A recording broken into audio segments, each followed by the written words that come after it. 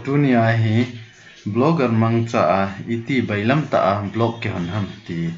ana ve hotin chidinga chu apoimo ho cha hi le chiwa hi blogger iti www.blogger.com ana che in ban la hi chin dinga chu gmail na ne ngai ban la computer khat ngai ban le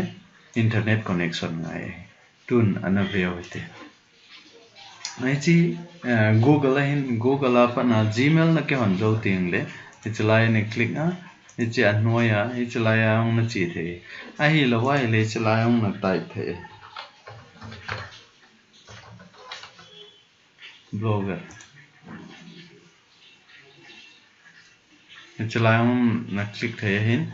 akhoti lawa bailam ta ahon ding ne te alai a bailam jo sem chu ichilai hin ichi ne click le Jim blogger hong entin kena dang kana ije ato ije hong hin nangin atha ana hona ile chun chilaya chita banga hong dinge ni chita banga hong phatle na blog title chu ipi na koino ma na blog min chu ipi na hi sa no ma ni chi chu na ji ding hintin ni chi chu na blog title min hintin ni chi le address tele amin min na blog avet no mai le hi chi address a ko nai an holding a hin ni chi ding a chu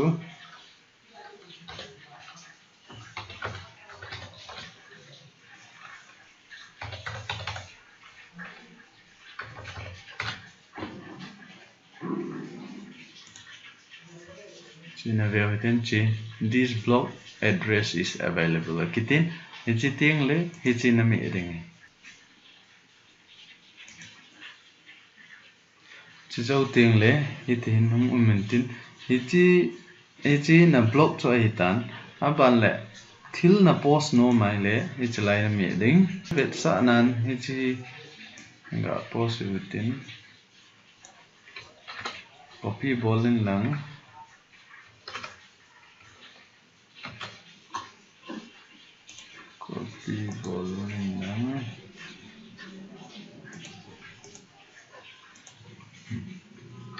Joy page aban le topic aban le hi title hela do tin chlaya title ning aban le joy adi lo hong hai ne ki khat thai na su ri ki thai hin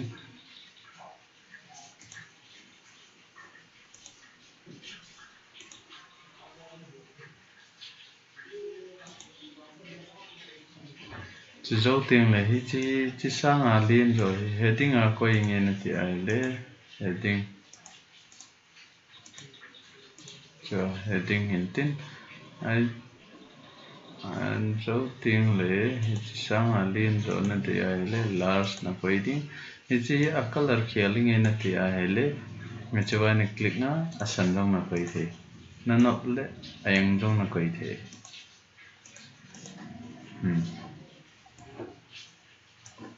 None of the anong a background color na khial no ma long la this time na khial the it's all long hi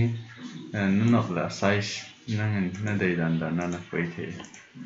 last na dei ham ai lo le normal na dei ham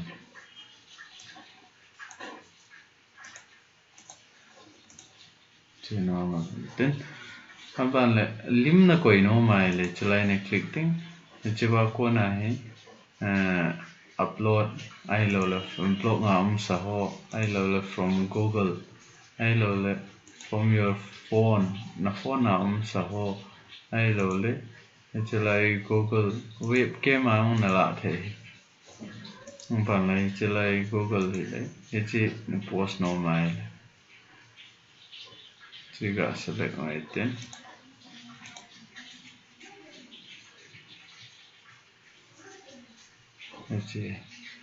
Chị năn nộp mai đấy anh nói rằng mà quay thế sai nào mà quay thế năn nộp lăng là quay thế chị chuyện đi anh bảo lấy chị này khát dấu tiền đấy chị lại nằm nhà publish nó bảo đấy chị publish cái bảo tán chỉ cancel ball tin chỉ dấu tiếng lệ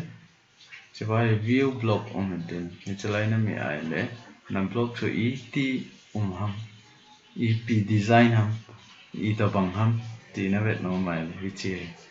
do vậy thì post pen nó chỉ chỉ tao bằng website he cái đấy simple cái đấy nó thì là theme song nó hiểu thấy nang mà đầy đan đan à chỉ là theme so chơi hin nang man nó đầy pen nó landing nó đầy pen này cái quay thì anh là tua example là đây ngay cái bole gì cho nên chỉ cả mong ai tin thì na website cho it cái lang ni ta bằng ham thì nó về normal lấy slide nó về thể hiện chỉ quay rồi tin apply bằng này chỉ đâu vào website ba cho in refresh ball lên hẳn chỉ cho tu nia blog it cái hoàn hầm thì về nào cho in tin kít tiếng lại chỉ blog mang trả hi advertise chỉ blog ngay advertise koya advertise ko na cho it sum ki mu ki tham chiong innovate kit dewa hin chỉ cho ban na wedding na no mai le chỉ anoya youtube hi subscribe bolin lang anoya bell lim ki koi hi chỉ click en lang hi le chun video tha ki post cheng le nang in zo email ai lo le notification hong ki pen tin na ve cheng thei ai ki pai